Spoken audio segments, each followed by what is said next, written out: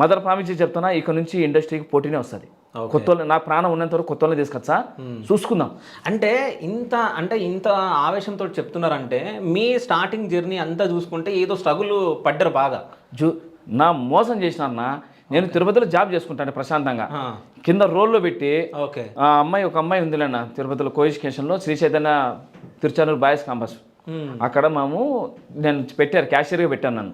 అక్కడ ఒక అమ్మాయి సీరియల్ కూతురు, ఆయన డబ్బులు కొడతా ఉంటాం మేము, ప్రింట్ వాళ్ళ ప్యాకెట్ మనీ ఇస్తూ ఉంటాం అనమాట.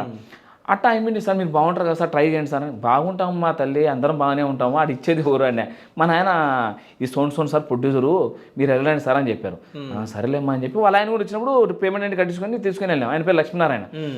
నువ్వు రా బాబు, మంది అంతా నువ్వు రా, ఇండస్ట్రీలో పెట్టేస్తే నేను 2 నిమిషాలు బాగుంది, బ్రహ్మాండంగా ఉండవు, ఇంక నీకేమన్నాడు.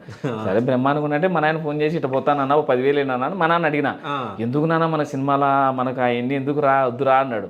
ఈ నాన్న కొంచెం కనబడతానే టీవీలో అని చెప్పి మాట్లాడినా. ఇచ్చినాడు, మన డబ్బులు తీసుకుని వెళ్ళిపోతే ఆయన ఫోన్ స్విచ్ ఆఫ్ చేసుకున్నాడు.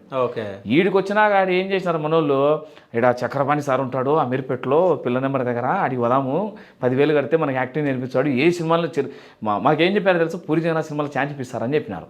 మేము 10,000 కట్టినాము. గంటన్నరే క్లాస్, అది గంట సేపు లేడీస్ మీద కూర్చోబెడుతున్నాను, నవరాసాలు, ఘోష, గోతంత్రం అని. మాకు వచ్చే టైంకి అర్ధ గంటలో మేము 15 మంది ఉన్నాము. నా టైంకి వచ్చాక 2 నిమిషాలు ఉంది. మేము ఎప్పుడు నేర్చుకుని రావాలా, మేము ఇప్పుడు రావాలా, అది అంతా మళ్ళీ నెల కూడా